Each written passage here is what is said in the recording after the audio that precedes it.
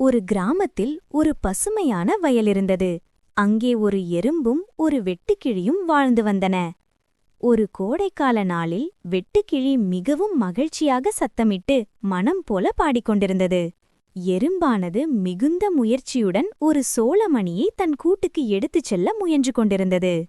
ஏன் எறும்பே, நீயும் வந்து என்னுடன் பாடலாமே, இது ஒரு சூடான வெயில் நிறைந்த நாள் அல்லவா என்று வெட்டுக்கிளி கேட்டது. நான் வரவிருக்கும் குளிர்காலக்கேக்காக உணவை சேமித்து வருகிறேன், நீயும் அதையே செய்யும்படி பரிந்துரைக்கிறேன் என்று எறும்பு கூறியது.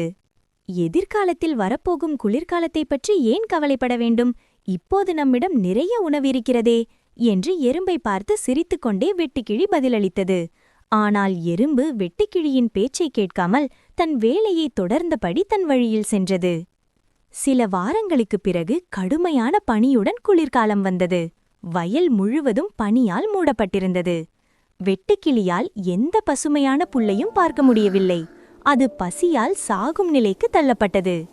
கோடை காலத்தில் தான் சேமித்து வைத்த உணவை உண்டு எறும்பு தன் கூட்டுக்குள் மகிழ்ச்சியாக நேரத்தை செலவிடுவதை அது கண்டது.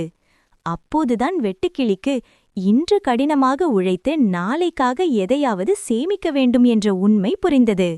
இன்று நீங்கள் எதையும் சேமிக்கவில்லை என்றால் நாளை உயிர் வாழ்வதற்காக நீங்கள் கடுமையாக போராட வேண்டியிருக்கும்.